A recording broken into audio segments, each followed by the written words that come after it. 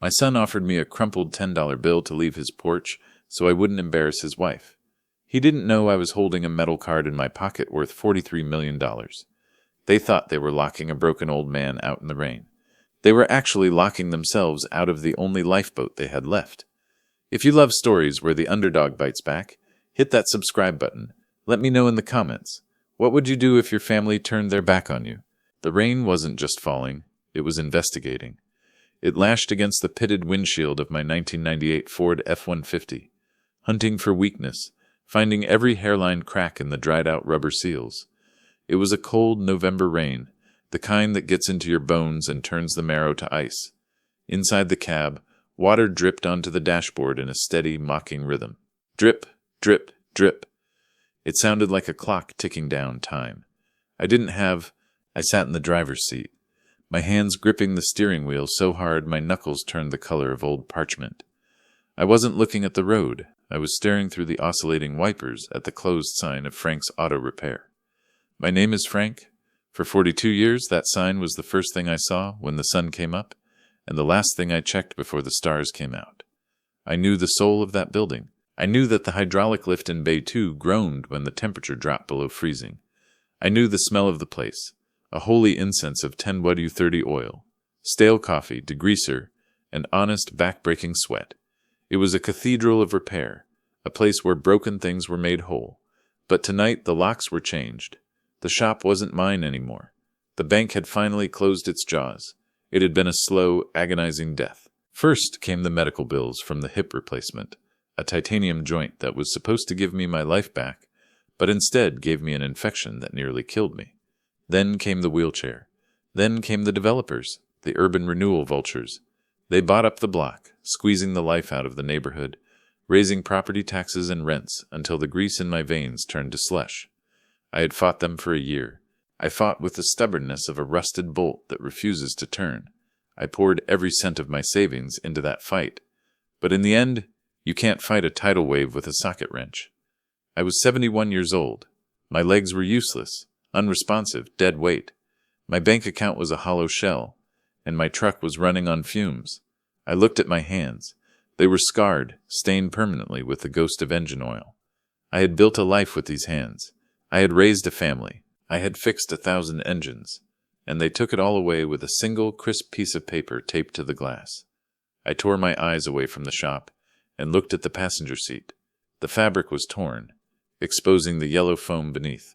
Sitting there were 2 plastic grocery bags and a small, battered wooden box made of cherry wood. That was it. That was the sum total of Frank Miller's existence. I did a mental inventory, my mind working like a mechanic checking a packing list.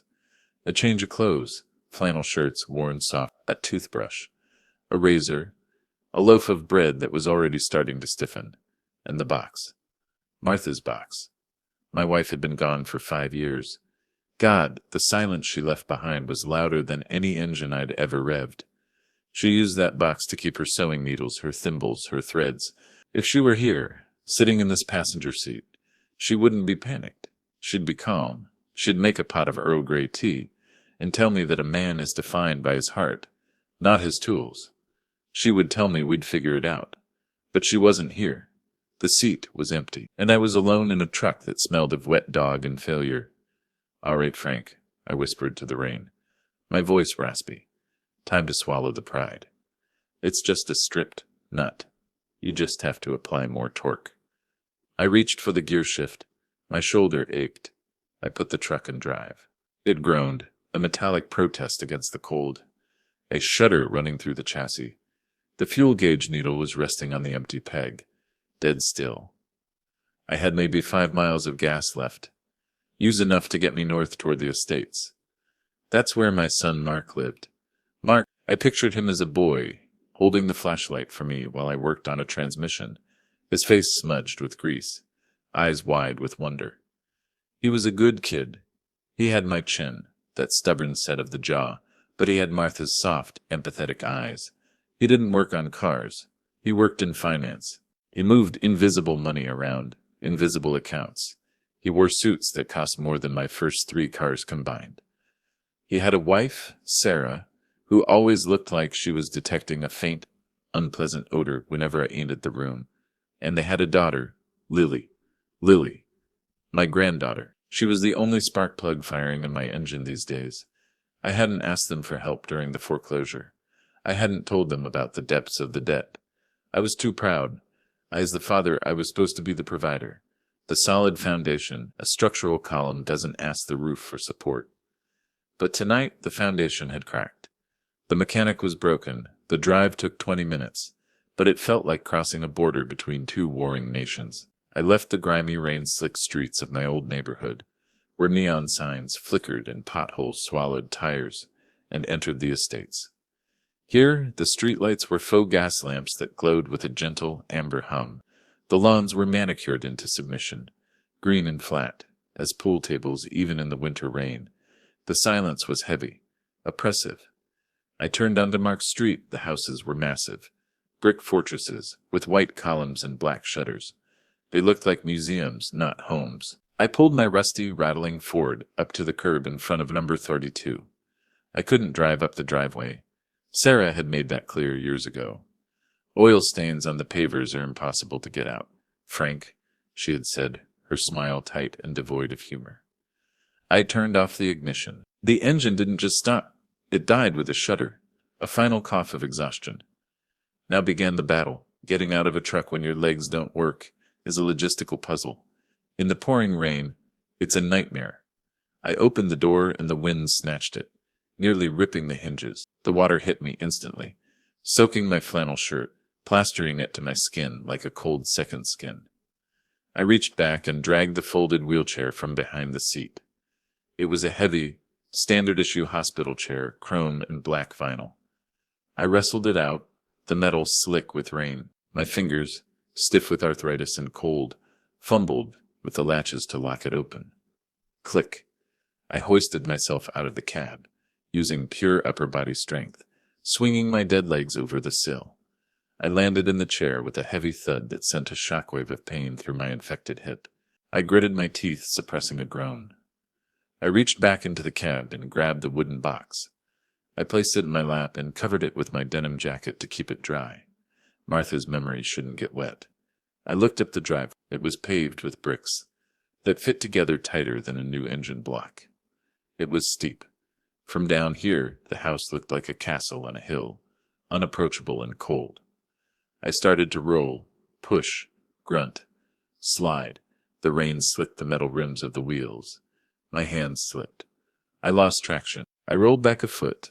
I clamped my hands harder, ignoring the friction burn, and pushed again. My biceps burned. My breath came in ragged clouds of steam. Just get to the door. Just get to the warmth. It took me 5 minutes to navigate the driveway. By the time I reached the covered porch, I was gasping for air, my chest heaving. I was soaked to the bone, water dripping from the end of my nose, my gray hair plastered to my skull. I wiped my face with a trembling hand and looked at the massive oak door. There was a wreath on it, made of dried twigs and fake berries. Tasteful. Expensive. I rang the doorbell. Ding dong. The sound echoed deep inside the house, rich and melodious. I heard footsteps. Not the heavy thud of boots, but the sharp, rapid clack, clack, clack of high heels on hardwood. The door swung open. Sarah stood there. She was a vision of domestic perfection, framed by the warm, golden light spilling from the hallway behind her. She was wearing a white cocktail dress, pristine and sharp as a knife blade. She held a crystal glass of red wine in one hand. The air rushing out of the house smelled of vanilla candles, roast beef, and old money. She looked down. When her eyes landed on me, her face didn't soften with concern. It didn't light up with recognition. It tightened. The muscles around her mouth constricted. It was the look a homeowner gives a stray dog that has wandered onto the porch and muddied the welcome mat. "Frank?" she said. The tone wasn't welcoming. It was an accusation. "Not Dad. Never Dad." "What are you doing here?" "It's Tuesday." "Hello, Sarah," I rasped. My voice sounded weak, shameful even to my own ears. I tried to sit up straighter to reclaim some dignity, but the cold was making me shake. "Is Mark home?" She didn't step back. She planted her feet, blocking the doorway with her slender body. "He's on a conference call," she said, her eyes flicking to the dirty wheels of my chair. He can't be disturbed. He's closing something huge. What do you want, Frank? I swallowed the lump in my throat. It tasted like ash and failure. I lost the shop, Sarah, I said. The bank, they came today. They locked me out. And the apartment above it, it was part of the lease. I have nowhere to go. She sighed. It was a long, loud exhale through her nose, a sound of pure exasperation. She took a sip of her wine, her eyes scanning the street to see if any neighbors were watching. Oh, Frank, honestly, we talked about this. Mark told you to sell that dump years ago. The market was up. You didn't listen. You never listened. I know, I said, looking at my hands. I'm sorry. No. I need a place for a few nights, just until I can get my pension sorted out. The garage is fine. I can sleep in the garage, or the basement. The basement is being redone, she shot back, too quickly. The contractors have the floor torn up, and the garage is full. Mark's new Tesla takes up the whole bay. She looked at me, shivering in the damp, the wooden box clutched to my chest. Look, Frank, she said, hers dropping to a conspiratorial whisper, though there was no warmth in it. We have the Homeowners Association meeting here tomorrow. I have 20 people coming. I can't have you here. Not like this. She gestured vaguely at my wet clothes, my wheelchair, my very existence. Not like this, she repeated. She didn't see a father-in-law. She didn't see the man who had paid for the down payment on this very house. She saw trash. She saw a stain on her perfect white life. And for the first time in 40 years, I felt something in me snap. It wasn't a bone. It was the cable that held my temper in check. I'm not asking for a handout, Sarah, I said, and for a moment the tremor in my voice vanished, replaced by the steel of a man who had negotiated contracts with union reps and crooked suppliers for 4 decades. I'm asking for family. I'm asking for a roof. I gripped the armrests of my chair, my knuckles white. I paid for Mark's college, Sarah, every semester, every textbook. I helped you with the down payment on this house when the bank laughed at Mark's credit score. I signed the check right there on my workbench. Sarah's eyes narrowed. The mention of money, specifically my money assisting her lifestyle, was a direct hit. Her posture stiffened. That was a long time ago, she snapped, her voice rising an octave, sharp enough to cut glass. And we paid you back, mostly. Besides, that was an investment. This is charity. Who is it, honey? The voice came from deep inside the hallway. It was deeper now than I remembered, heavier. Mark appeared behind her. He looked older than his 40 years. His hairline was receding, and there were dark, bruised circles under his eyes that spoke of sleepless nights and market crashes. He was wearing a crisp blue dress shirt, sleeves rolled up, and a Bluetooth earpiece blinking blue in his right ear, a permanent tether to a world I didn't understand. He froze when he saw me. He looked from the rain blowing sideways onto the porch to the wheelchair, then to my face.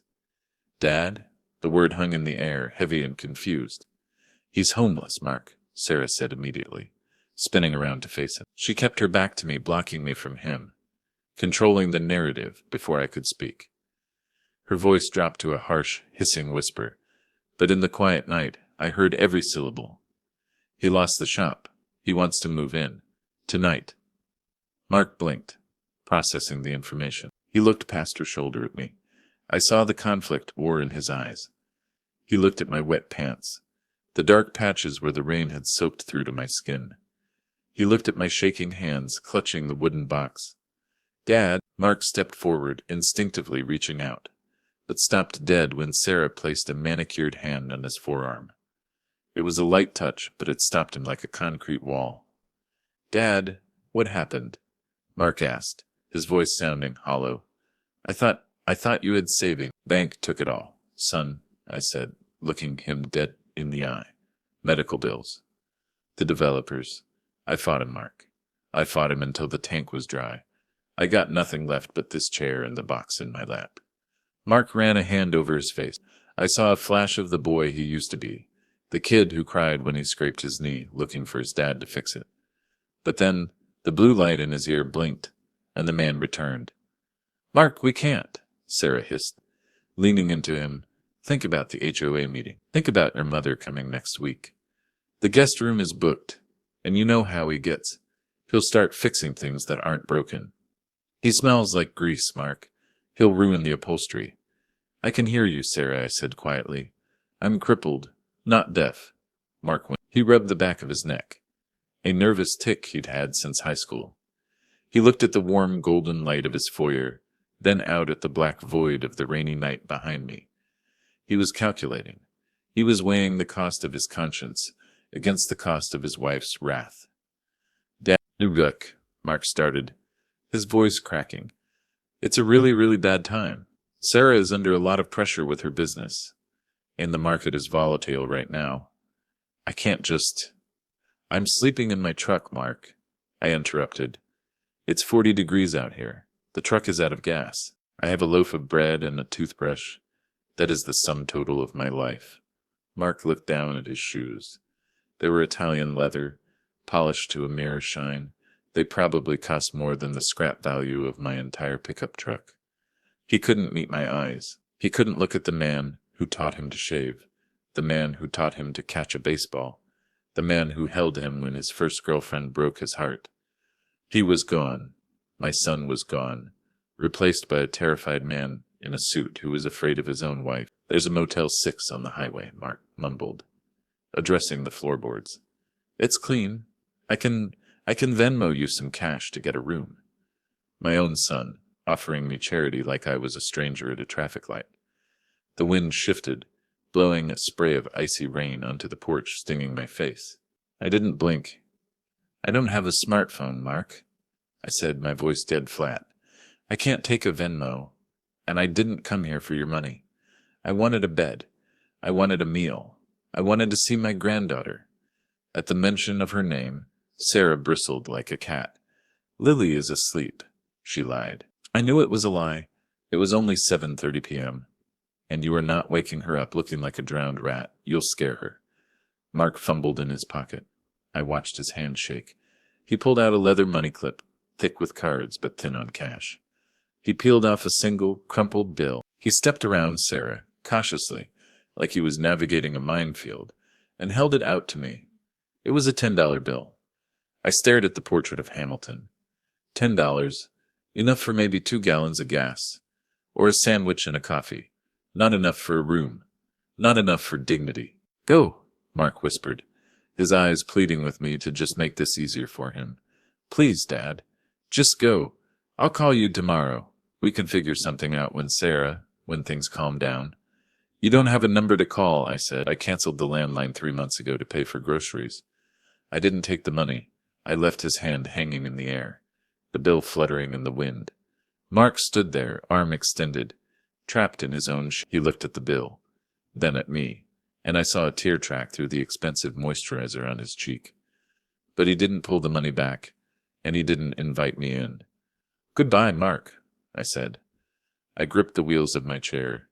Turning around on the slick bricks was harder than coming up. I had to jerk the left wheel back, hard, swinging the front casters around. My shoulders screamed in protest. I started to roll down the slope. Gravity took over. I had to ride the handbrakes with my palms to keep from crashing into the back of my truck. My hands burned. Behind me, I heard the heavy oak door close. Click. Then the deadbolt. Thunk. It sounded like a gunshot in the quiet night. It sounded like a coffin lid slamming shut. But that wasn't the worst part. I reached the bottom of the driveway and maneuvered back toward the driver's side of the truck. Before I hauled myself back into the cold cab, I looked up. The house loomed above me, a fortress of warmth and exclusion. On the second floor, a curtain moved in one of the windows. I froze. Lily was there, my sweet 8-year-old Lily. She was pressed against the glass, backlit by the pink glow of her bedroom. She was wearing her pajamas. She looked down at me, her grandfather, wet and broken in the driveway. She raised a small hand and waved. It was a sad, confused little wave. I raised my hand to wave back, sob catching in my throat. But before my hand could reach the air, a shadow moved behind her. A hand, Sarah's manicured hand, grabbed the curtain and yanked it shut. Swish. The light was gone. The connection was severed. They weren't just kicking me out, they were erasing me. They were scrubbing Frank Miller from the history of that house. I sat there in the rain for a long time, water dripping from my nose, staring at the blank window. Then, with a grunt of effort that felt like it tore something loose in my chest, I hoisted myself back into the truck. I didn't start the engine immediately. I just sat there, shivering.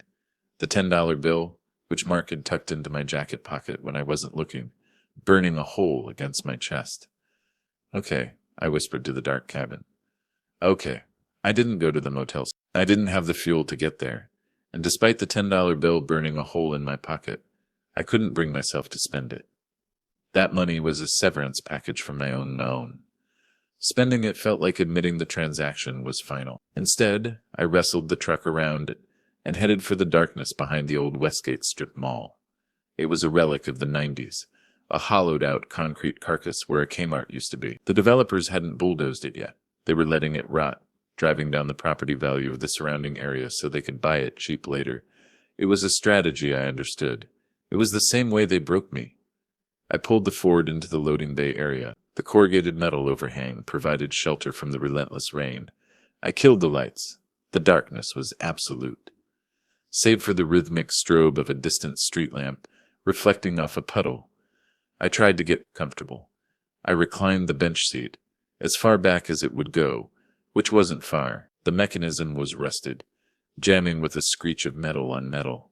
My hip was screaming. The damp cold had seeped into the titanium joint, making the surrounding bone ache with a dull, grinding throb. It felt like a seized bearing, generating heat and friction where there should be smooth motion. I rubbed the scar tissue through my jeans. I was hungry. My stomach growled, a hollow, echoing sound in the small cab. I reached for the grocery bag and pulled out the loaf of bread. It was the cheap kind, white and airy. It had gone soggy from the humidity in the truck. I tore off a piece and chewed. It tasted like wet paper. I sat there in the dark, chewing slowly, listening to the wind whistle through the crack in the passenger window. I hadn't been able to fix for 3 years. I felt like a discarded part, a rusted bolt thrown in the scrap bin because the threads were stripped. I had served my purpose. I had built the machines, fixed the cars, raised the child. And now I was just inventory taking up space. I looked at the wooden box on the passenger seat. Martha's box. I hadn't opened it since the funeral. I was afraid of it.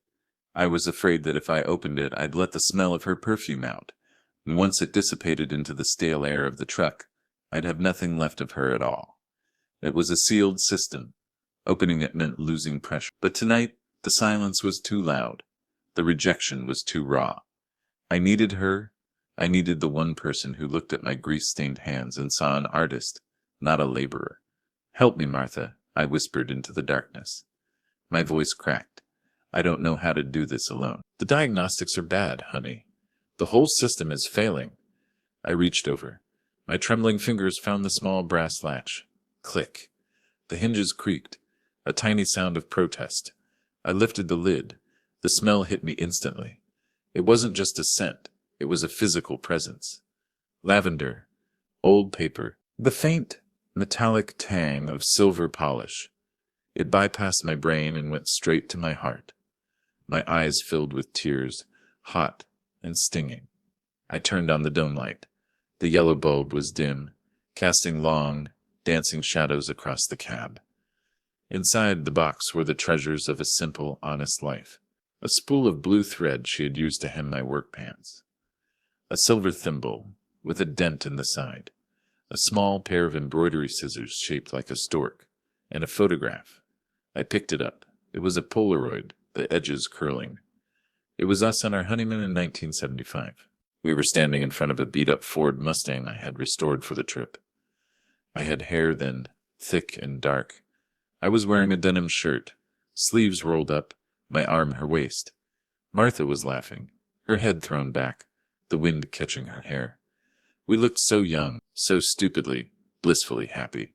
We looked like we had infinite fuel. I traced her face with my thumb. "I miss you, Marty," I whispered. I'm sorry I let them take the shot. I went to put the photo back, but my finger brushed against something at the very bottom of the box, hidden under a layer of red felt. It was cold, colder than the air in the truck.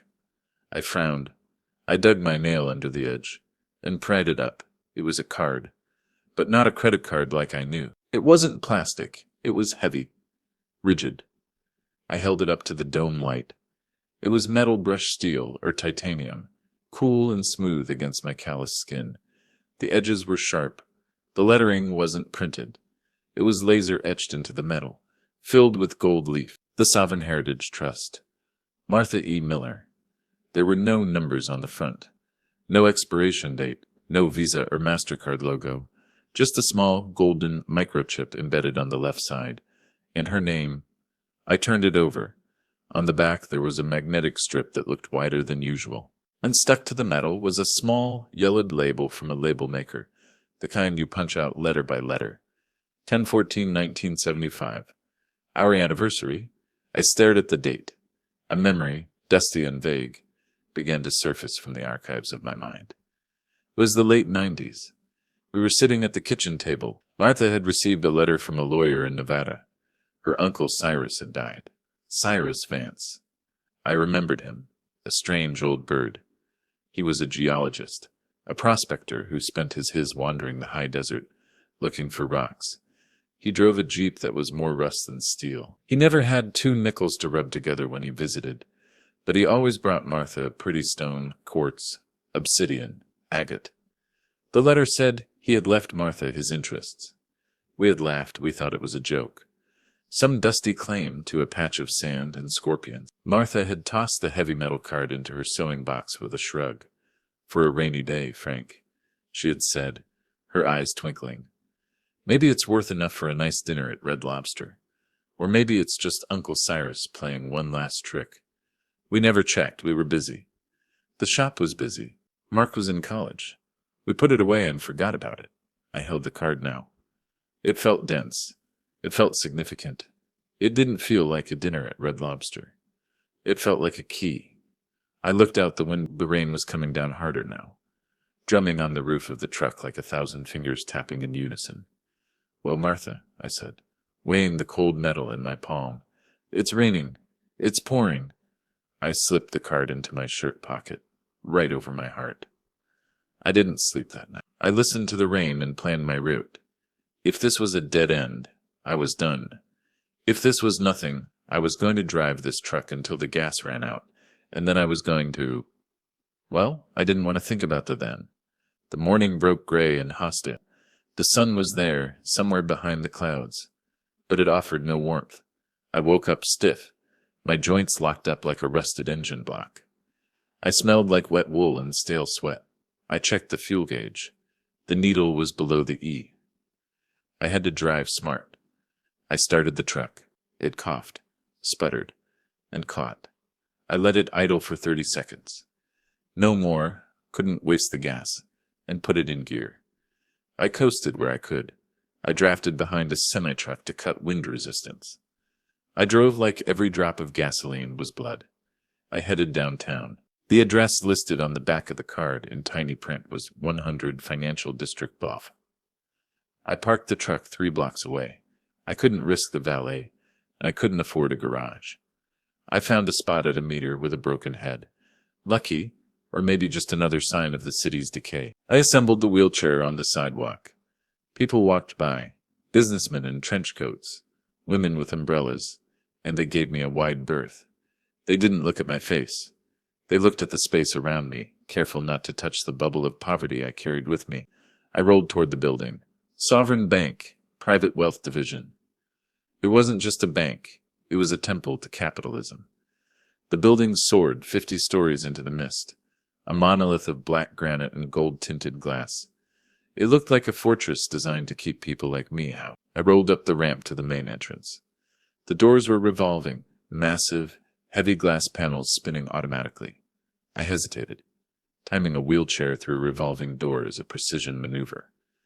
If you're too slow, the door hits the rear wheels and jams. I waited. A man in a beige raincoat was exiting.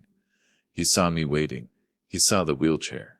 He checked his watch, looked me up and down with a sneer of annoyance, and pushed through the side door without holding it. "Thanks, buddy," I muttered. I timed the rotation. Now, I pushed hard. The chair surged forward.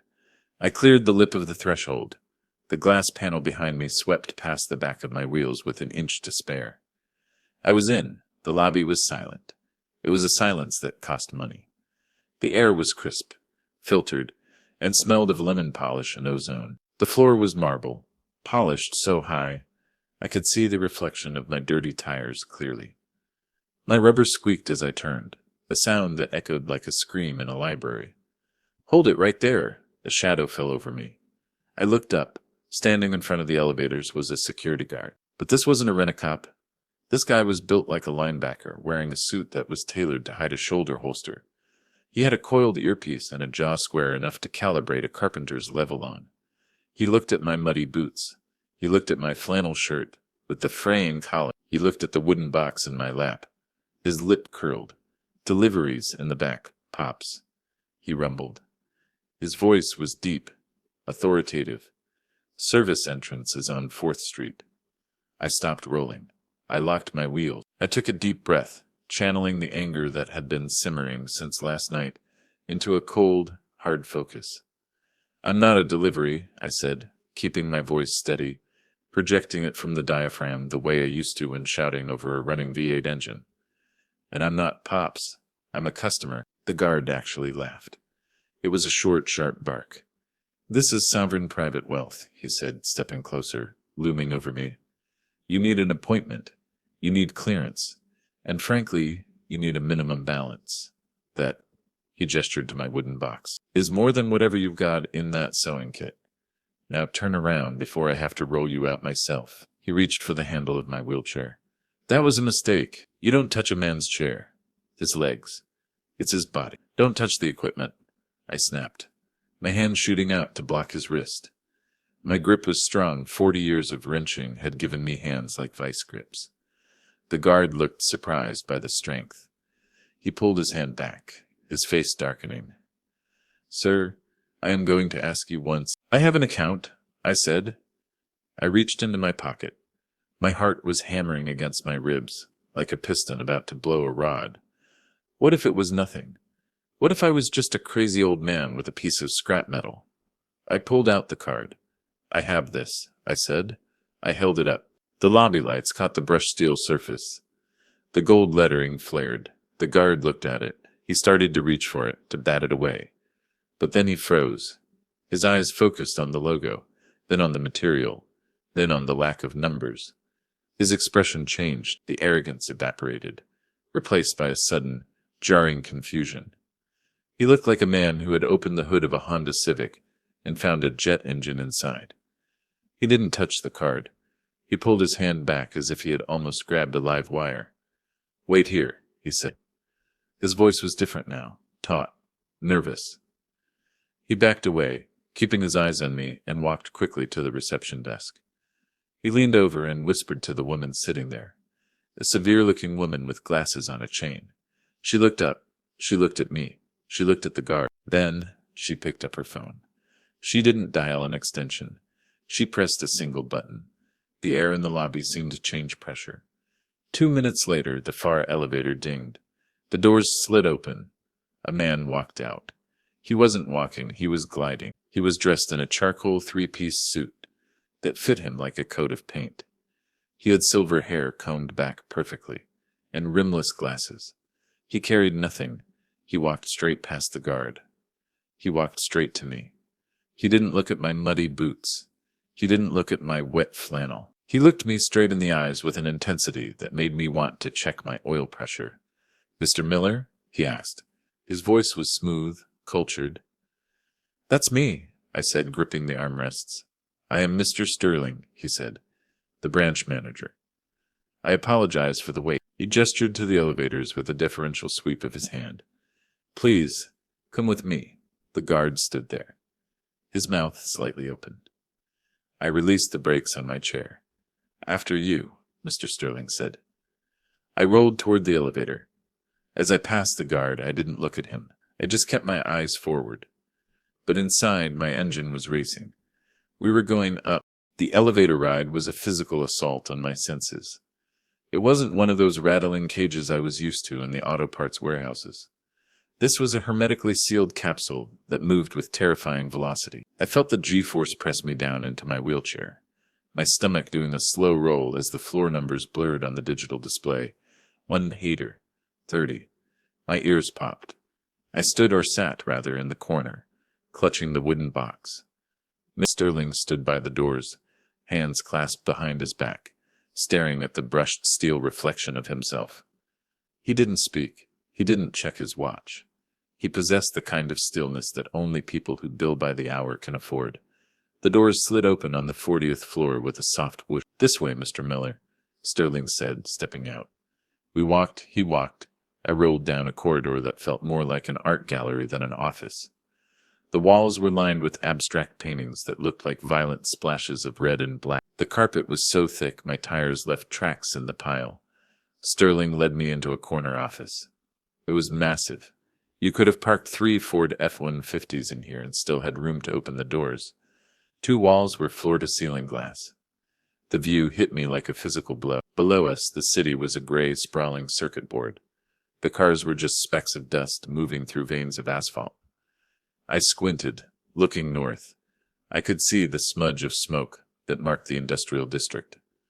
Somewhere down there, amidst the grime and the rain, was my shop, my life's work. From up here, it was invisible. It didn't matter. "Please," Sterling said, gesturing to a spot opposite his desk. I rolled forward.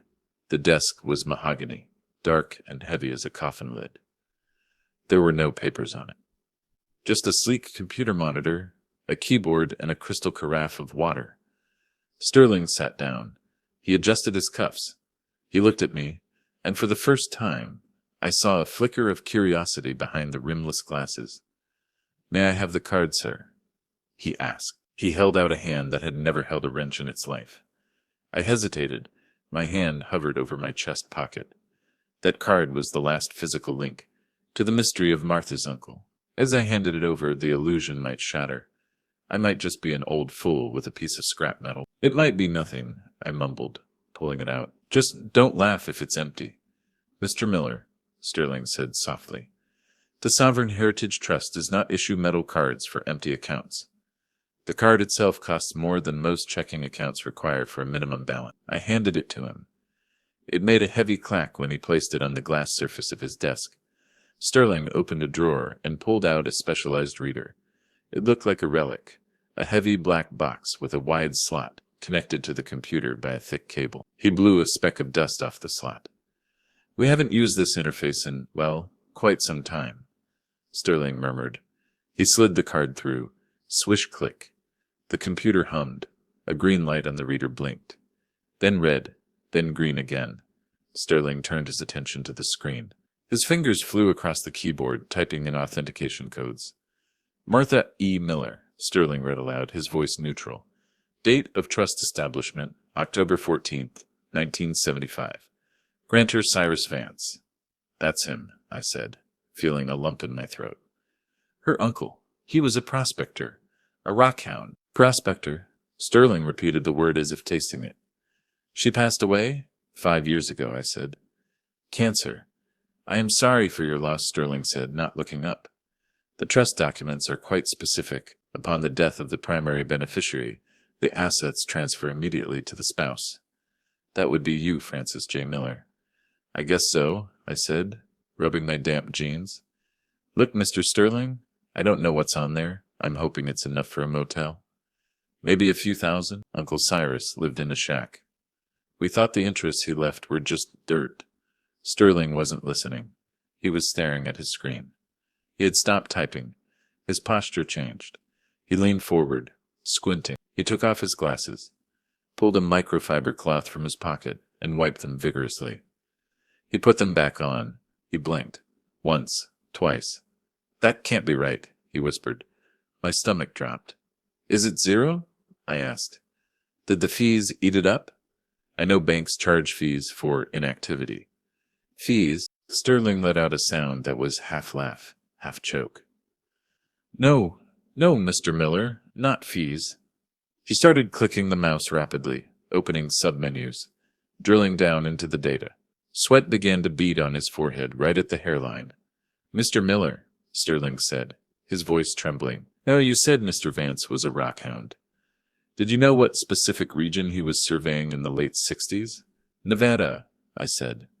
Some place called the Copper Basin." Sterling stopped clicking. He froze. "The Copper Basin," he repeated. He looked at me, his eyes wide. "Mr. Miller, Cyrus Vance was the original holder of the mineral rights for the primary vein of the Copper Basin. In 1998, just before the tech boom, those rights were leased." "Lead to who?" "To everyone," Sterling said, his voice rising in pitch. "To the largest semiconductor and chip manufacturers in the world. Silicon Valley needed copper. They needed gold. They needed rare earth elements. And they found them on your wife's uncle's land." "Okay," I said, not fully grasping it. "So we get some rent money?" "Rent money?" Sterling stood up. He didn't just stand up. He shot up. The movement was so violent that the backs of his knees caught the edge of his heavy leather executive chair. The chair tipped backward. Crash. It hit the floor with a sound like a thunderclap, the wheels spinning in the air. Sterling didn't even look at it. He didn't care. He was gripping the edge of the mahogany desk so hard, his knuckles were white, leaning over it toward me, like he was trying to bridge the gap between reality and what he was seeing. "Sir," he wheezed. He cleared his throat. You need to see this." I unlocked my wheels. I rolled around the side of the desk. The carpet resisted me, but I pushed through. I looked at the monitor. The screen was black with green text. Like an old DOS prompt. It was a ledger. Lines and lines of transactions scrolling down. Royalty, payment. Intel Corp, dividend reinvestment. Global Mining Group, lease renewal, AMD. The account has been accumulating royalties, dividends, and compound interest for 25 years, Sterling said, his voice sounding far ever. It was a blind trust, set to reinvest automatically. It never spent a dime. It just grew. He pointed to the bottom line. The text was bold. Total liquid assets. I looked at the number. I tried to read it. 43,800. 35. I stared. I blinked. The number didn't change. I read it like an odometer on a truck that had gone around the world. 43. My heart hammered against my ribs. A sharp pain shot through my chest, but it wasn't a heart attack. It was the shock of sudden, violent decompression. 43, I whispered. The air left my lungs. 43,850,000. Sterling added, wiping sweat from his upper lip. And $210.45. I sat back in my wheelchair. The room spun. The panoramic view of the city seemed to tilt. $43 million. My mind couldn't process the abstract concept of millions. It went to the concrete. It was 4 million oil changes. It was 2,000 brand new pickup trucks. It was buying the entire block where my shop stood, tearing it down and rebuilding it in gold. Then my mind went darker. I thought about the $10 bill Mark had offered me in the rain. I thought about Sarah closing the heavy oak door. I thought about the look in the security guard's eyes downstairs. I thought about the closed sign on my shop. I looked down at my hands. They were the same hands. Rough, scarred, nails slightly dirty. A minute ago, these were the hands of a beggar. Now they were the hands of a king. A strange calm washed over me. The panic vanished. The grief didn't leave, but it changed. It hardened. It became a cold, heavy weight in my gut, like a ballast. I looked at Sterling. He was trying to pick up his chair, his composure shattered. He looked terrified of me. He looked at me like I was a loaded weapon that had just been taken off safety. $43 million changes everything, Mr. Miller. Sterling stammered, adjusting his tie, trying to regain control. No, I said. My voice was different. The rasp was gone. It was low, steady. It was the voice I used when I told a customer their engine was dead and they needed to make a choice. It doesn't change everything, I said. It just fixes the leverage. I looked at the screen one last time. $43,850,145. Mr. Sterling, I said, I need to make a withdrawal. The mechanic was dead. He died in the rain on his son's driveway.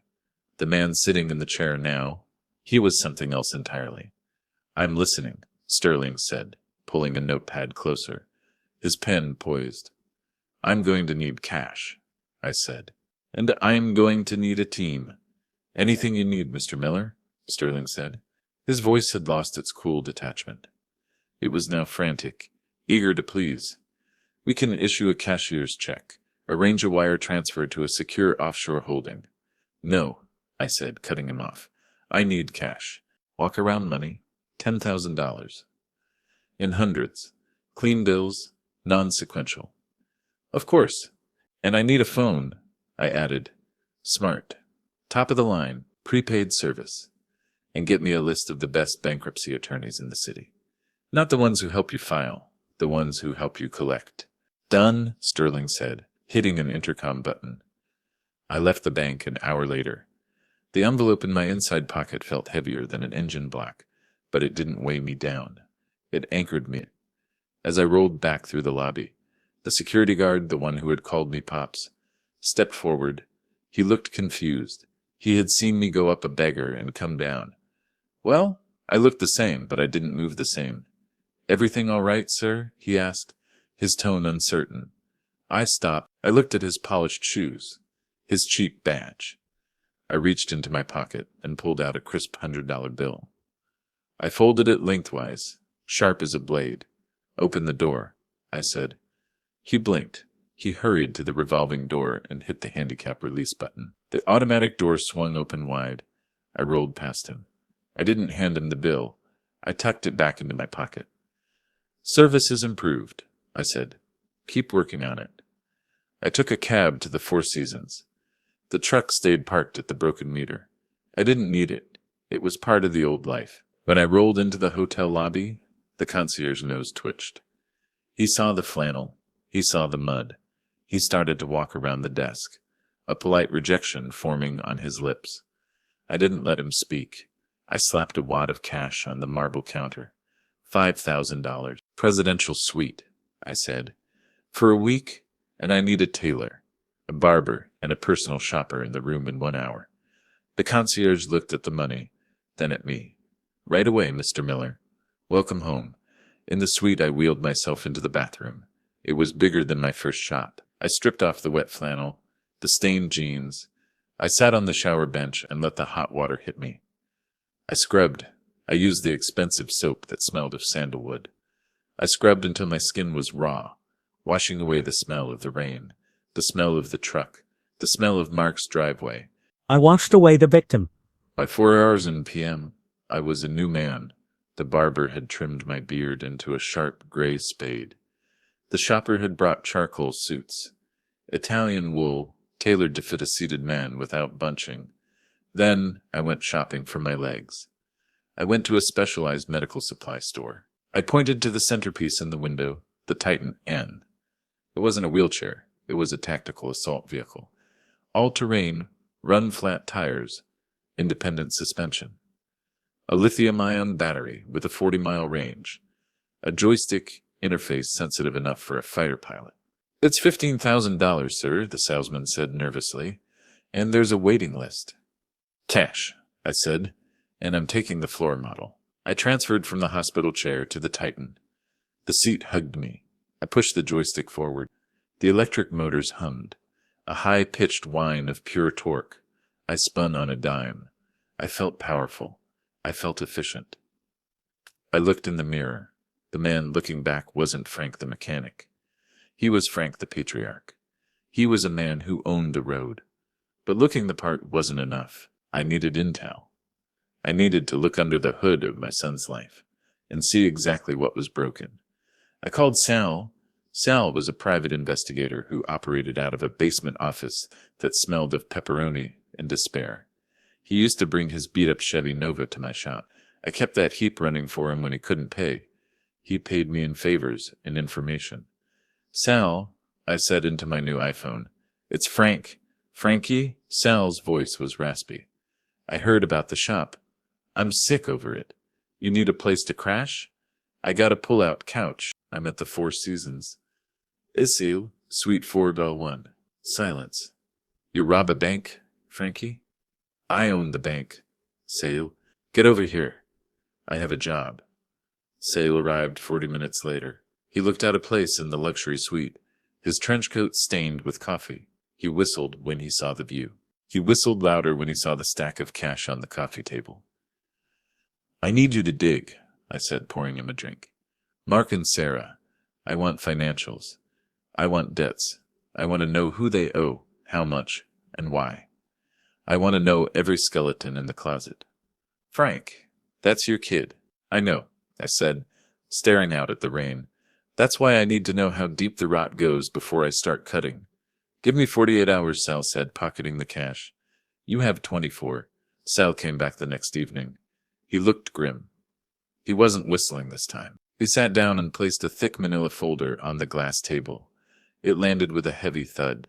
It's a wreck, Frank, Sal said softly. Totaled. I opened the file. The numbers were staggering. Mortgage refinanced 3 times. They owed $1.2 million on a house worth $900,000. They were underwater and sinking fast. Credit cards, $84,000 in revolving debt. Sarah's boutique business was a black hole, sucking in cash and spitting out nothing but nendry. She couldn't sell. Mark's career. He hadn't closed a deal in 6 months. He was on a performance improvement plan, corporate speak for you're fired in 30 days. Is that it? I asked, feeling sick. No, Sal said. He tapped a specific document, a printout from an offshore server. Mark has a problem, Frank. Online poker. High stakes. My heart stuttered. Gambling? He's chasing losses, Sal explained. He lost 10 grand, tried to win it back. Lost 20. It spiraled. He's down 50 grand in the last year alone. My boy, I whispered. He was always good at math. How could he be this stupid? Desperation makes you stupid, Sal said. But here's the kicker. The casinos cut him off, so he went to the street. Sal slid a photo across the table. It was a surveillance shot of a man entering a warehouse down by the docks. Eddie Malone, Sal said. The name chilled me. Eddie Malone was a relic of the old neighborhood. A loan shark, the kind of guy who didn't send letters. He sent guys with baseball bats. Mark owes Malone $80,000, Sal said. And the interest is veg, 5% a week. Eddie is getting impatient. I heard chatter. He threatened to break Mark's legs if he didn't pay by Friday. I closed the file. I closed my eyes. My son wasn't just broke. He was in mortal danger. He had turned me away not just because of Sarah, but because he was terrified. He was drowning, and he was afraid that if he grabbed my hand, he'd pull me down too. Or maybe he was just ashamed. Thanks, Sal, I said. What are you going to do, Frank? You going to pay it? I'm going to buy it, I said. I didn't send a lawyer to see Eddie Malone. I went myself. It was 10:00 p.m. The rain had turned into a cold mist. I took a cab to the warehouse district, leaving my Titan X in the trunk until we arrived. The warehouse was a cavernous, rusting structure that smelled of dead fish and diesel. I told the cab driver to wait. Leave the meter running, I said. I won't be long. I rolled into the warehouse. My Titan X's headlights cut through the gloom. 2 men stepped out of the shadows. Big men, with necks like tree trunks. Private property, one growled. I'm here to see Eddie, I said. Tell him Frank Miller's here. Tell him I brought the premium. They patted me down. They found no wire, no gun, just me in a leather satchel. They waved me through. Eddie Malone was sitting at a folding table in the center of the empty space, peeling an apple with a switchblade. He looked the same as he did 20 years ago, lean, rat-faced, eyes dead as a shark's. Frank Miller, Eddie said, not looking up. The mechanic? Heard you lost the shop. Tough break. I hear you hold paper on my son, I said. Eddie stopped peeling. He looked at me. He smiled, revealing yellow teeth. Marky? Yeah, he's into me deep. 80 large. You here to beg for more time? 'Cause I don't give time to pensioners. I'm not here to beg, I said. I threw the satchel onto the table. It hit the metal surface with a heavy slap. Eddie looked at the bag. He reached over with a knife and flipped the latch. He opened it. Inside were stacks of $100 bands. $80,000. Eddie's eyebrows went up. He whistled. Well, well, Frank the Tank. I guess the rumors about you being broke were exaggerated. He reached for the bag. Don't touch it yet, I said. Eddie paused. The two goons stepped closer, cracking their knuckles. The money is yours, I said calmly. But I want the note. I want the IOU, and I want the transfer of debt signed over to me. You want to buy your son's debt? Eddie laughed. Why? You're going to break his legs yourself. That's none of your business, I said. I want to be the holder of record. I want to own the leash. Eddie shrugged. Money is money. He pulled a crumpled piece of paper from his jacket pocket. Mark's signature was scrawled at the bottom in shaky ink. Sign it over, I said. Endorse it to the Sovereign Heritage Trust. Eddie scribbled on the back. He tossed the paper to me. He took the bag. Pleasure doing business, Frank. Tell Marky he got lucky. Most fathers just let their kids drown. I'm not saving him, I said, putting the paper in my pocket. I'm securing an asset. I spun the Titan X around and rolled out. I felt Eddie's eyes on my back, but I didn't flinch. I had the debt. I had the weapon. Now I had to test the target. I needed to know if there was anything left of my son worth saving. I needed to know if the corruption was total. I sat in the back of the cab, the city lights blurring past. I pulled out my burner phone, a cheap flip phone I bought just for this. I dialed Mark's number. It rang 4 times. Hello? Mark sounded breathless, panicked. Mark, I said. I made my voice sound weak, tremulous. I channeled the cold, wet old man from 2 nights ago. It's Dad. His voice dropped to a whisper. Jesus! Where are you? I called the Motel 6. They said you never checked in. I was worried. The word hung there. I'm on the street, Mark, I lied. I'm near the park. It's cold. I haven't eaten since Tuesday. Silence on the line. I could hear clinking glasses in the background. Laughter. Jazz music. Mark? I can't come get you right now, Dad, Mark said, his voice tight. Sarah has a dinner party. Important clients. I can't leave. She'd kill me. I'm not asking you to leave for good, son. I said, just bring me a sandwich. A blanket. Meet me on the corner. 10 minutes.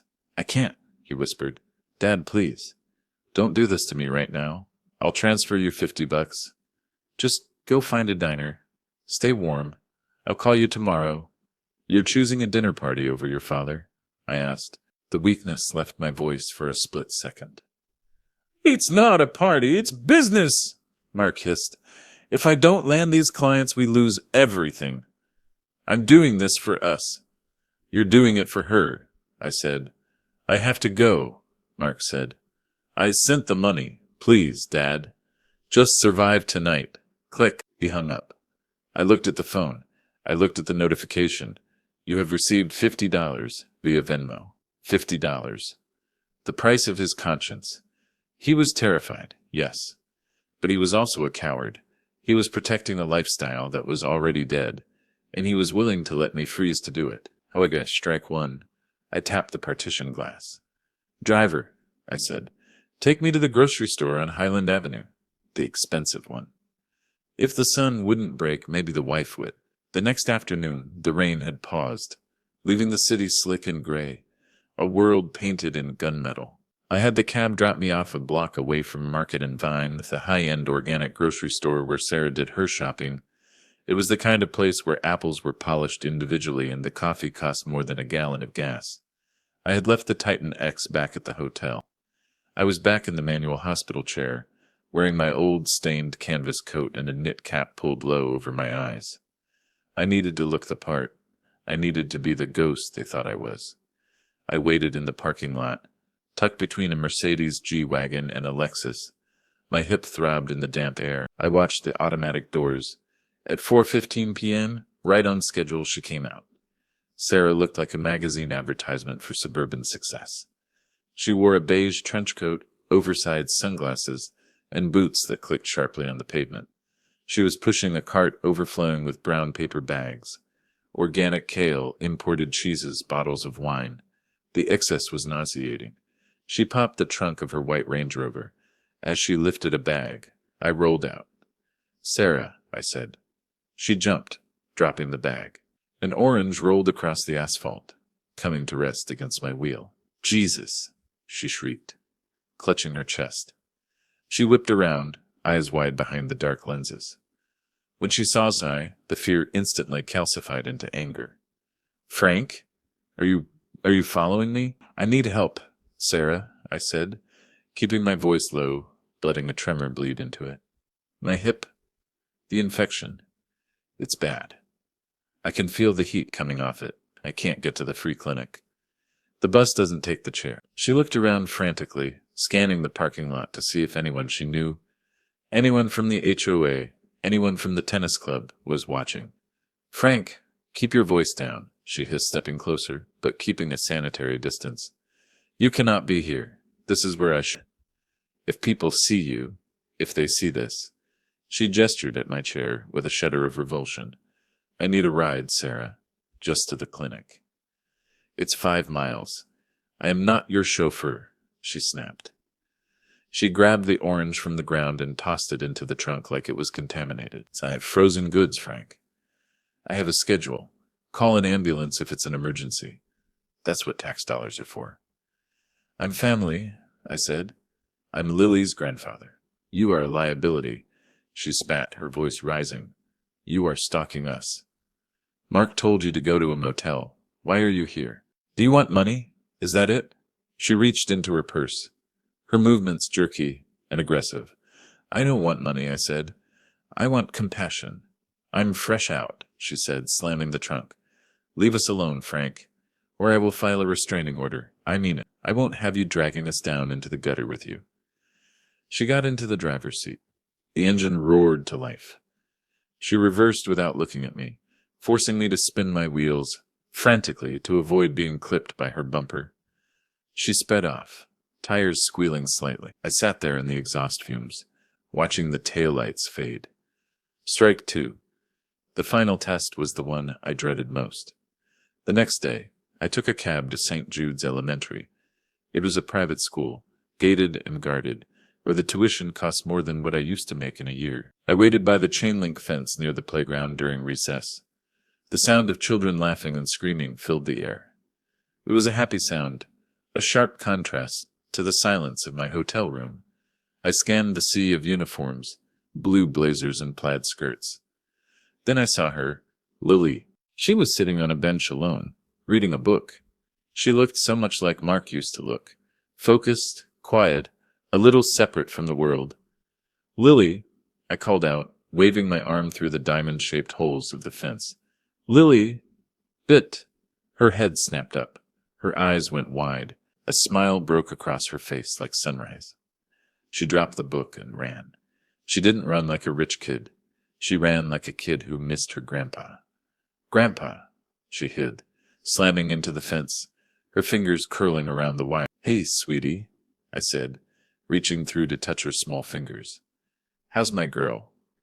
"Mom said you went on vacation," she said, breathless. "She said you went to a farm in Arizona to fix tractors. She said you might not come back for a long time." The lie hit me like a punch to the gut. A farm, like a sick dog, they had put down. "Did she?" I said, swallowing the rage. "Well, plans changed. I'm back. Are you coming to my piano recital?" she asked, her eyes searching mine. "It's on Friday, at the house. I learned for Elise. I practiced so hard. I wouldn't miss it for the world, I promised. I'll be front row." But Mom said, "Mrs. Miller," the voice was a megaphone of authority. A woman was marching across the playground. Mrs. Gable, the principal. I knew her. She was a woman who smiled with her teeth, but never her eyes. "Lily, get away from that man!" Mrs. Gable shouted, clapping her hands. "It's my grandpa," Lily cried, holding onto the fence. Mrs. Gable stopped a few feet away. She looked at me, at the stained coat, the wheelchair, the stubble I hadn't shaved for the role. She saw a vagrant. "Mr. Miller," she said, her voice dripping with disdain. I have been instructed by your daughter-in-law that no unauthorized family members are allowed contact. She was quite specific. She mentioned mental instability. I'm talking to my granddaughter, I said, my voice hard. You are trespassing, Mrs. Gable said. She pulled a walkie-talkie from her belt.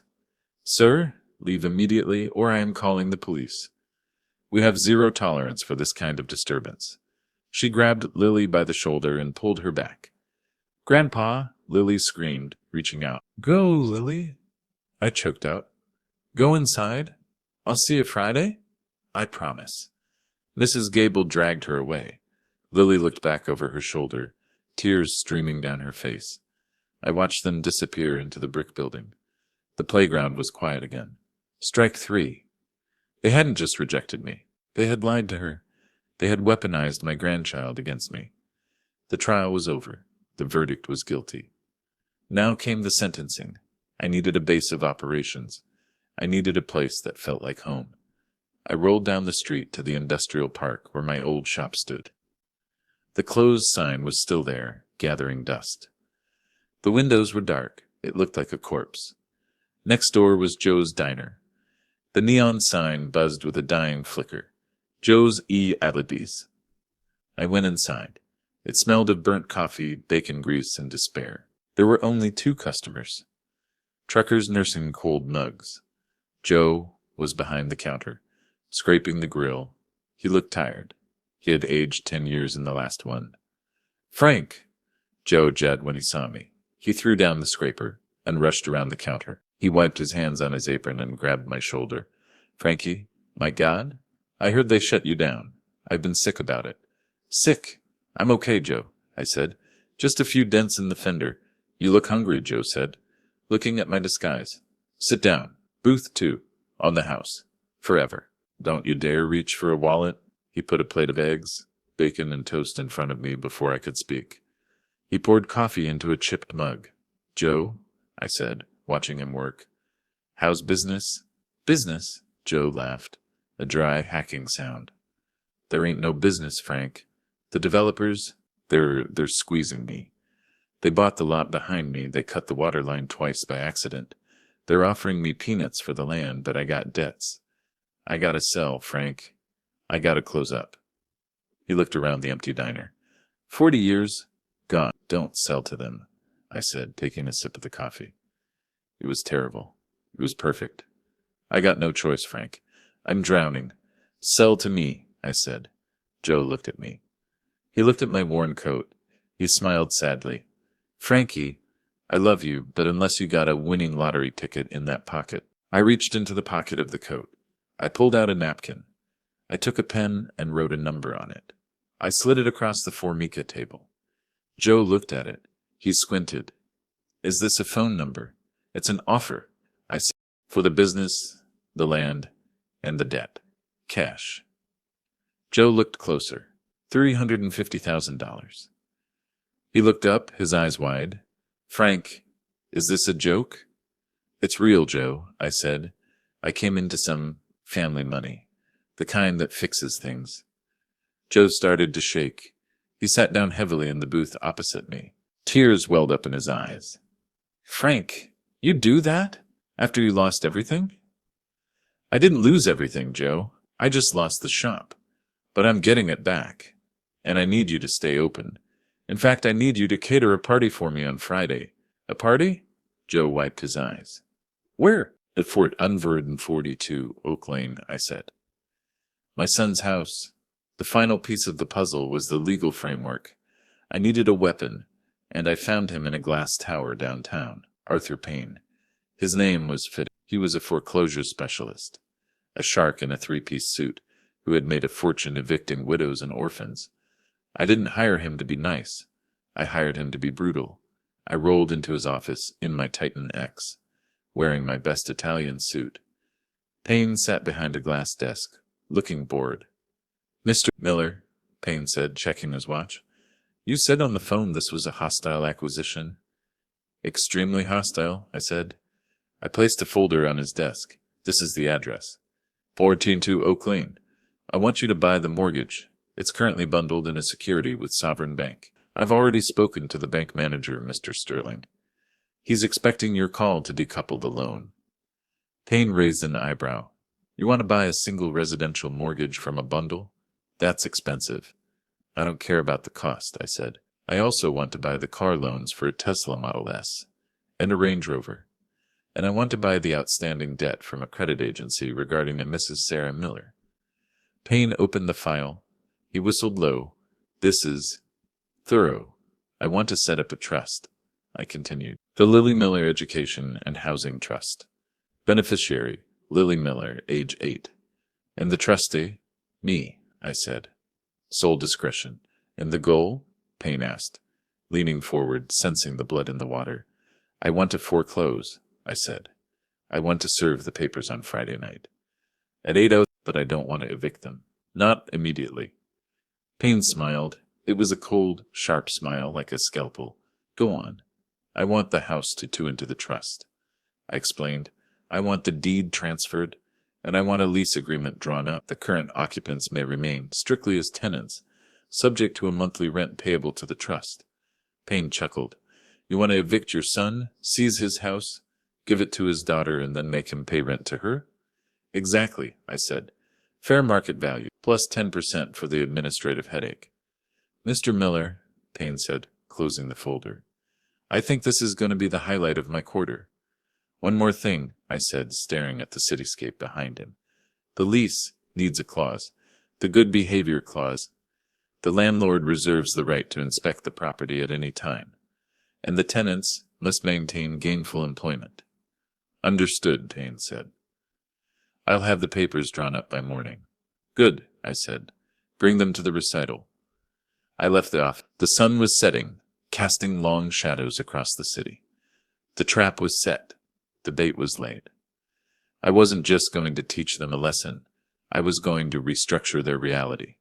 Friday night arrived on a wave of atmospheric violence. The sky was a bruised purple, and the rain fell in sheets, turning the gutters of the city into rushing rivers. It was fitting. A storm was coming, inside and out. I didn't drive the truck. I hired a car. Not a taxi, but a sleek, black Lincoln Continental livery service. I sat in the back, watching the wipers slice through the deluge. The interior smelled of leather and conditioned air, a stark contrast to the mold and gasoline of my Ford. I wore the charcoal suit. It was Italian wool, light but structured. The shirt was silk, white as a new sail. The tie was a deep midnight blue. I had groomed my beard, trimming away the wild, desperate look of the man who had slept in a parking lot. My hands were scrubbed clean, though the oil stains in the deep creases of my knuckles were permanent, a tattoo of my trade. We pulled into the estates. The streetlights blurred in the rain. We turned onto Oak Lane. There it was, number 42. The windows were glowing with warm, inviting light. I could see silhouettes moving inside. Shadows of people holding wine glasses. Shadows of a happy family. Pull up to the curb, I told the driver. Don't block the driveway. It's pouring, sir, the driver said, looking in the rearview mirror. I can get you closer. The curb is fine, I said. I want to make an entrance. The driver hopped out with an umbrella, but I waved him off. I deployed the ramp of the van. I backed the Titan X out. The wheels hit the wet pavement with a solid thud. I engaged the joystick. The electric motors whirred, a low, predatory hum. I looked up the driveway. 3 nights ago, this incline had been my Everest. I had slipped, struggled, and begged my way up these bricks. Tonight, I pushed the stick forward. The Titan X surged. The traction control kicked in, the aggressive tread biting into the slick bricks. I didn't struggle. I glided. I ascended the slope like a tank taking a hill. I reached the porch. I sat there for a moment, listening to the rain drumming on the roof, listening to the murmur of voices inside. I checked my reflection in the dark glass of the window. I didn't see a victim. I saw a judge. I rang the bell. Ding dong, the same rich, melodic chime. I waited. The door opened. Mark stood there. He was wearing a velvet blazer and holding a tumbler of scotch. His face was flushed. his eyes glassy. He looked like a man trying to drown a scream. "Yes," he said, looking at the floor, expecting a delivery driver or a late guest. He saw the wheels first, the rugged, all-terrain tires. Then the polished leather shoes. Then the suit pants. His eyes traveled up. "Dad?" The word came out as a squeak. He stumbled back, gripping the doorframe. Blinked, trying to reconcile the image of the wet, shivering beggar from Tuesday with the man sitting before him. "Hello, Mark," I said. My voice was calm, resonant. "I'm here for the recital." You look—" He trailed off, staring at the lapel of my suit. He knew quality. He knew that suit cost more than his monthly car payment. "I look like I'm not homeless anymore," I said. "I look like I'm not a liability." He stood frozen, blocking the way. "Well?" I asked, arching an eyebrow. "Are you going to invite me in? Or is Sarah going to throw another $10 bill at me?" Mark flinched as if I'd slapped him. He stepped back, swinging the door wide. "Come in," he whispered. "Of course, come in." I rolled into the foyer. The wheels of the Titan X left faint, wet tracks on the hardwood, but I didn't care. The house was warm. It smelled of expensive perfume and roast duck. Laughter drifted from the living room. Sarah came clicking out of the kitchen, holding a tray of hors d'oeuvres. She was wearing a black dress that glittered under the chandelier. She looked sharp, dangerous, and utterly fake. "Who is at the door, Mark?" "I hope it's not the caterer. They are late with them." She stopped. The tray in her hands tilted. A shrimp puff slid off and hit the floor. She stared at me. Her eyes did the same inventory Mark's had done. Shoes, suit, chair, face. "Frank?" she whispered. Her face went pale beneath the makeup. "Good evening, Sarah," I said. "Lovely dress." "Very slimming. How—" she stammered, looking at Mark, then back to me. "What is this? Did you rob a bank?" "No," I said, a small, cold smile playing on my lips. "I own one, or at least I'm the biggest depositor in the branch." I didn't wait for her permission. I pushed the joystick. The Titan X hummed, and I rolled past them, deeper into the house. "Frank, wait," Sarah hissed, dropping the tray on a side table and chasing after me. "You can't go in there. We have guests. The HOA president is here?" "Excellent," I said. "I love an audience." I entered the living room. It was a sea of beige and cream. About her and two people were mingling. I saw Mrs. Gable, the principal, stuffing her face with cheese near the piano. I saw the neighbors who had closed their blinds when I drove my truck down the street.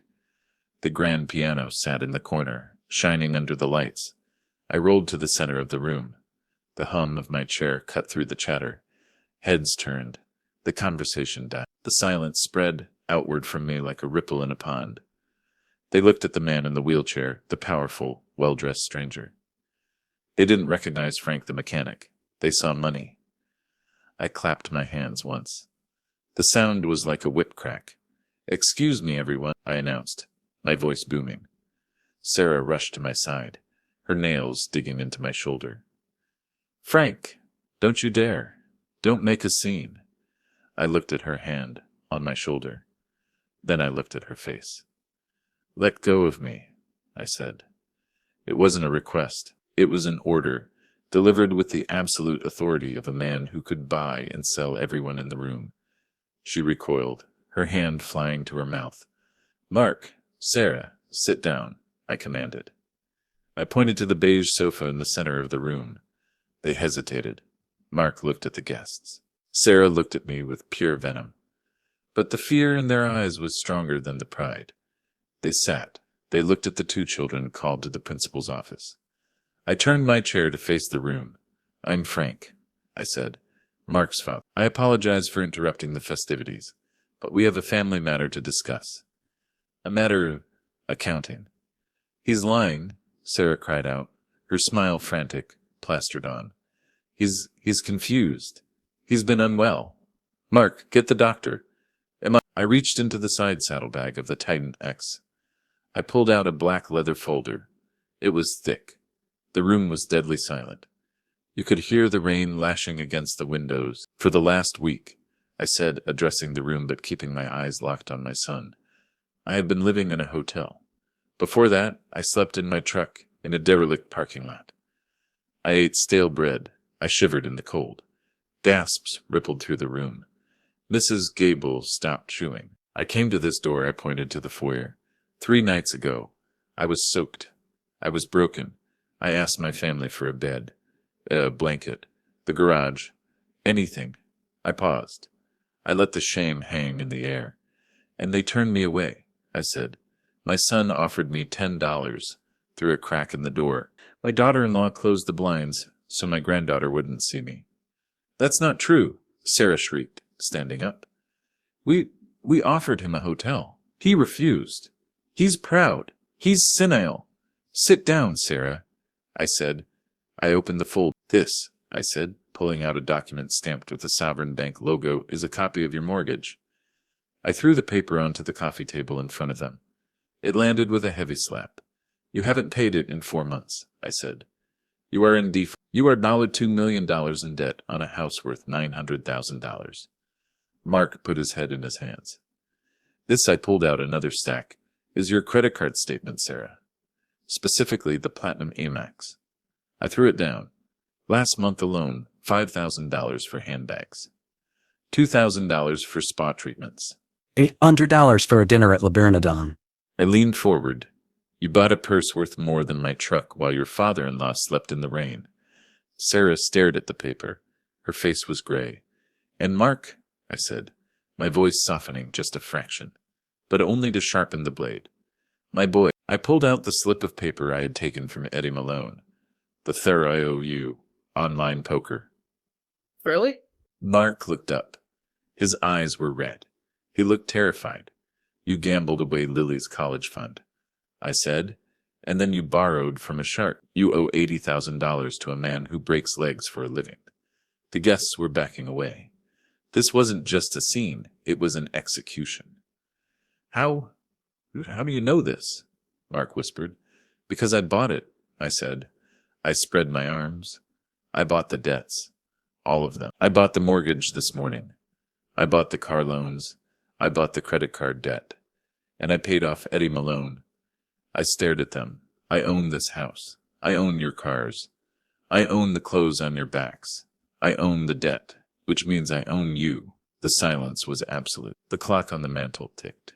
Tick, tick, tick. You own the house? Sarah whispered. Her brain was trying to process the shift in power. I do, I said. And as the note holder, I am exercising my right to foreclose. You have 30 days to vacate.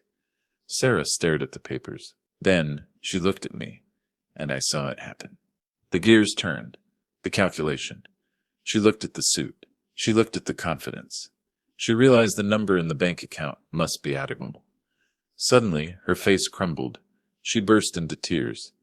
But I knew those tears. I had seen them when she wanted a new car. I had seen them when she wanted Mark to ask me for money. They were weaponized tears. Oh, Frank, she wailed, throwing herself toward me, reaching for my hands. We didn't know. We were just so stressed. The market, the business. We were trying to protect you. We love you. We wanted you to be independent. She grabbed my hand. Her palms were sweaty. Please, Frank. We can work this out. You have money. That's wonderful. We're family. Think of what we can do. We can invest. We can partner up. I looked at her hand on mine. Don't touch me, I said. I didn't yell. I just said it with the cold finality of a judge passing a death sentence. She froze. She pulled her hand back. The recital is canceled, I announced to the room. Please leave. Now. The guests didn't need to be told twice. They scrambled for their coats. They didn't look at Mark or Sarah. They looked at the floor. They ran from the smell of ruin. Mrs. Gable dropped her cheese on the rug and practically sprinted for the door. In 2 minutes, the room was empty. Just me, Mark, Sarah, and the sound of the rain. And the papers on the table. The front door clicked shut behind the last guest. The house was suddenly cavernous.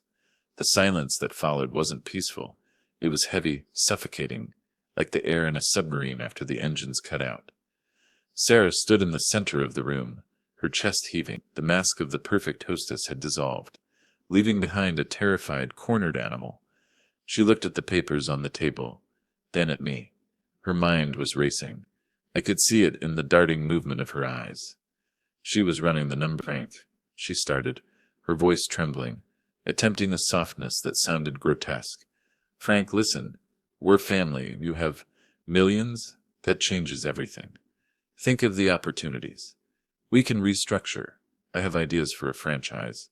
Stop, I said. We can invest. She pushed on, stepping over the scattered papers. We can fix this. You can move in. Tonight. You can have the master suite. We'll take the guest room. We'll get a nurse for you. The best care money can buy. I laughed. It was a dry, rasping sound. You think this is about comfort? I asked. You think I did this because I wanted a softer pillow? Dad, Mark said. He hadn't moved. He was still sitting on the couch, head bowed, looking at his hands. He was crying, but these weren't the panicked tears of a man caught in a lie. They were quiet, ugly tears of shame. Dad, I'm so sorry. I was weak.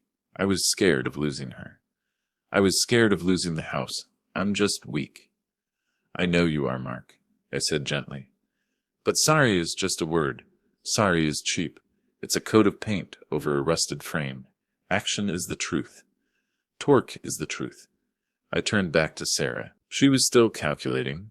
I'm not kicking you out on the street tonight, I said. I'm not you. You can stay for the 30 days. But after that, the foreclosure goes through. The title transfers. To who? She demanded, her eyes narrowing. To you? You're going to evict your own granddaughter? No, I said. I'm giving the house to Lily. Sarah blinked. Lily? I set up a trust today, I explained, leaning back in my Titan X, the Lily Miller Heritage Trust. This house, the mortgage note, and a fully funded educational account are now the property of that legal entity. It is irrevocable. So, Sarah's face twisted in confusion. So we stay? You can live here, I said, as her guardians, under specific conditions outlined in the lease agreement I've had drawn up.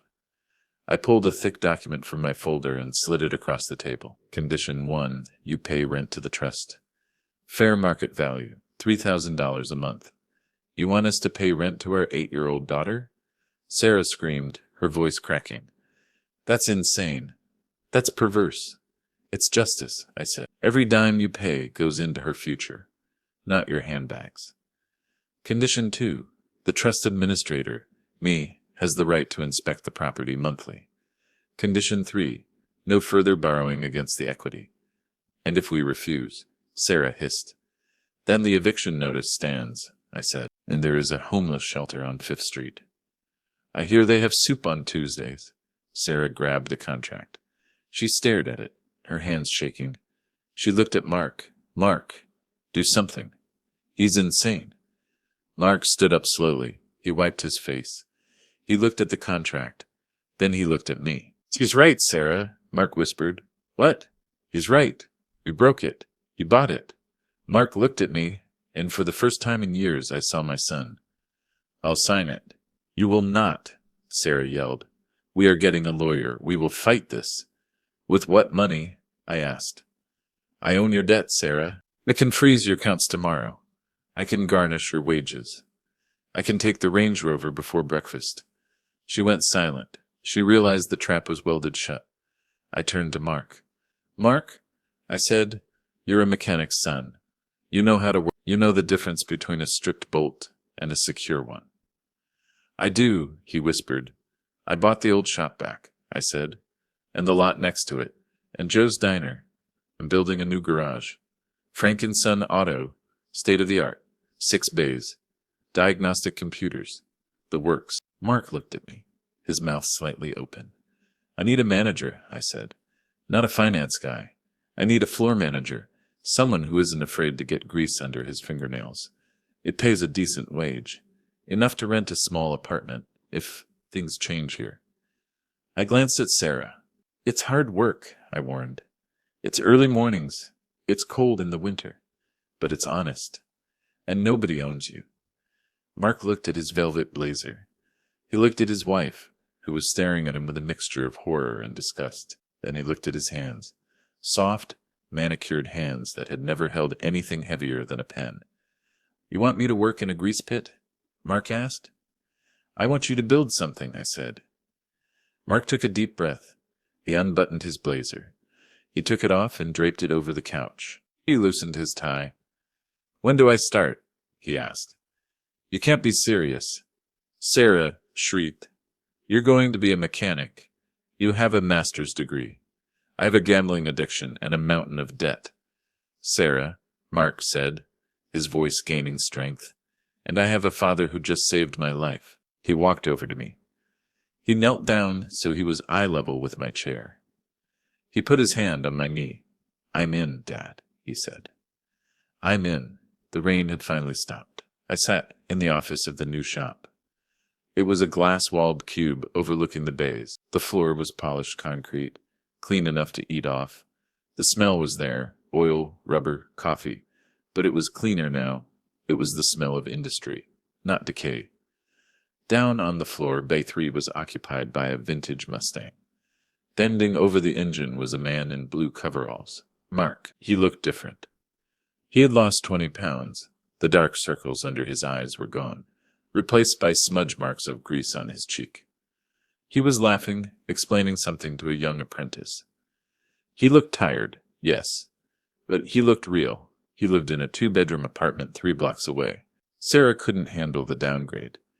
She filed for divorce 2 weeks after the recital night, when she realized I really wasn't going to give her a dime of the $43 million for her lifestyle. She moved to the city, hunting for a new husband with deeper pockets and fewer principles. Good luck to him. Mark sees Lily every weekend. She loves the shop. She has her own set of miniature tools. And me? I bought a ranch house on the edge of town. No stairs. Wide doorways. A big porch where I can sit and watch the sun go down. I have a nurse who comes in the mornings, but mostly I manage. I opened the drawer of my new oak desk. The wooden box was there. I took out the metal card. The gold lettering still glinted under the fluorescent lights. The Sovereign Heritage Trust. "You knew, didn't you, Martha?" I whispered, running my thumb over her name. She knew that if I had found the money 10 years ago, I might have just given it to Mark. I might have enabled him. She knew I needed to hit the bottom before I could appreciate the climb. She knew the money would only matter if I knew exactly what I was worth without it. $43 million bought the shop. It saved my son from a loan shark. It secured my granddaughter's future, but it didn't fix me. I fixed me the night I slept in the truck, the night I rolled up that driveway in the rain. That was the repair. The money was just the tool, and a mechanic is always more than his tools. The phone on my desk buzzed. It was Joe from the diner next door, which was now booming thanks to the new renovation I funded. "Hey, Frank." Joe's voice crackled. "Pot roast is on. I saved you the end cut." "I'll be right there, Joe," I said. I slipped the metal card back into the box and locked the latch. Click. I grabbed the joystick of my Titan X. I spun around, looking out at the busy shop floor, at my son wiping his hands on a rag and smiling up at me. I smiled back. "All right," I said to the empty room. "Let's get back to work." Thanks for listening. Please rate our story in the comment. If you enjoyed it, don't forget to subscribe. Your support means a lot, because your time matters.